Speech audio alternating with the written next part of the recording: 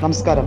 News prime മലയാളത്തിലേക്ക് സ്വാഗതം. അധികാരം കയ്യിലുള്ളപ്പോൾ നടത്തുന്ന പോരാട്ടമല്ല യഥാർത്ഥ പോരാട്ടം, മറിച്ച് നിലനിൽപ്പിന് വേണ്ടി, ജനങ്ങളുടെ ക്ഷേമത്തിനു വേണ്ടി തെരുവിലിറങ്ങി അവരുടെ അവകാശങ്ങൾ ഉയർത്തിപ്പിടിക്കാൻ നടത്തുന്ന പോരാട്ടം.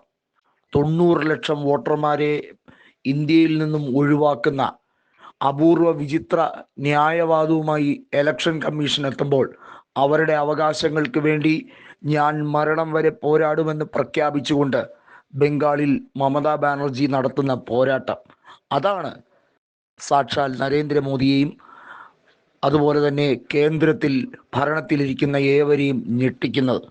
ഞാൻ രാജിവെക്കേണ്ട ആവശ്യമില്ല എന്ന് മമതാ ബാനർജി പറയുന്ന ധാർമ്മിക ഉത്തരവാദിത്വത്തോടെയാണ്. കാരണം മമതയ്ക്ക് തോൽവി സമ്മതിക്കേണ്ട കാര്യമില്ല.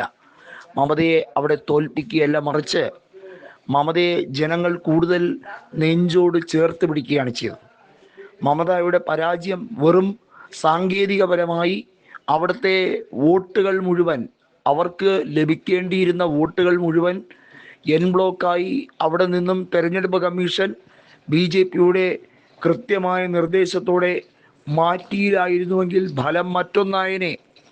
കൃത്യമായി പറയട്ടെ, തൃണമൂൽ കോൺഗ്രസും BJPയും തമ്മിലുള്ള അന്തരം 15-20 ലക്ഷം വോട്ടുകളുടെ വ്യത്യാസമാണെങ്കിൽ തൃണമൂൽ കോൺഗ്രസിന് കിട്ടേണ്ടിയിരുന്ന 60 മുതൽ 70 ലക്ഷം വോട്ട് വരെ കൃത്യമായി അടർത്തി മാറ്റിയതിനു ശേഷം 200-ൽ പരം സീറ്റുകൾ BJP നേടിയെന്ന് പറഞ്ഞ് എന്ത് ധാർമ്മികതയുടെ അടിസ്ഥാനത്തിലാണ്?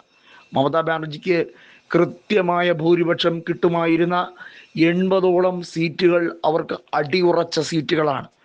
ആ സീറ്റുകളിലൊന്നും ഒരു ഉപതെരഞ്ഞെടുപ്പിലോ അല്ലെങ്കിൽ ലോക്സഭാ തെരഞ്ഞെടുപ്പിലോ ഇന്നേ വരെ BJPക്ക് ലീഡ് കിട്ടാത്ത സീറ്റുകൾ. അവിടെയൊക്കെ എങ്ങനെയാണ് തൃണമൂൽ കോൺഗ്രസിനെ മറികടക്കുന്ന? ഒരിക്കലും സാധ്യമല്ല.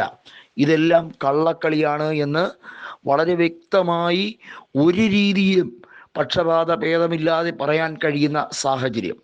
അതുകൊണ്ട് തന്നെയാണ് തൃണമൂൽ കോൺഗ്രസിനും മമതാ ബാനർജിക്കും ഇപ്പോഴും നെഞ്ചുറപ്പോടെ പറയാൻ കഴിയുന്നത്, ഞങ്ങൾക്ക് ജനങ്ങളുടെ പിന്തുണ ഇപ്പോഴുമുണ്ട്.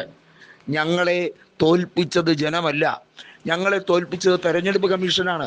തെരഞ്ഞെടുപ്പ് കമ്മീഷൻ നിഷ്പക്ഷമല്ലാത്തിടത്തോളം കാലം ബീഹാർ ആവർത്തിക്കും, ബംഗാൾ ആവർത്തിക്കും, എല്ലാ സംസ്ഥാനങ്ങളിലും ഇതേ പരിപാടി തന്നെയാണ് നടക്കുന്നത്. അതിനകത്ത് യാതൊരു രീതിയിലുള്ള വ്യത്യാസവുമില്ല. തെരഞ്ഞെടുപ്പ് കമ്മീഷൻ്റെ കള്ളക്കളിക്ക് കൂട്ടു നിൽക്കുന്ന സകലരെയും എന്തുകൊണ്ട് നിയമത്തിൻ്റെ മുന്നിൽ കൊണ്ടുവരാൻ സുപ്രീം കോടതി ഹർജികൾ പോരാതായി? സുപ്രീം കോടതി എന്തുകൊണ്ട് മുട്ടുപിറയ്ക്കുന്നു? സുപ്രീം കോടതി എന്തുകൊണ്ടാണ് ഒരു റബ്ബർ സ്റ്റാമ്പ് പോലെ, രാഷ്ട്രപതിയെ പോലെ അനങ്ങാതെ നിൽക്കുന്നത്? ആർക്കാണ് കൂടുതൽ അധികാരമെന്ന് രാഷ്ട്രപതി വെല്ലുവിളിക്കുമ്പോൾ രണ്ടുപേരും, സുപ്രീം കോടതിയും രാഷ്ട്രപതിയും, ഇപ്പോൾ BJPയുടെ റബ്ബർ സ്റ്റാമ്പ് തന്നെയാണ് എന്ന് അടിവരയിട്ടാണ് മമതാ ബാനർജി പറഞ്ഞത്. സംരക്ഷണവും അതുപോലെ SIR നടപടികൾക്കെതിരെയും ഒക്കെ മമതാ ബാനർജി നടത്തിയ അഹോരാത്ര പോരാട്ടം, സുപ്രീം കോടതിയിൽ നടത്തിയ പോരാട്ടം നമ്മളെല്ലാവരും കണ്ടതാണ്.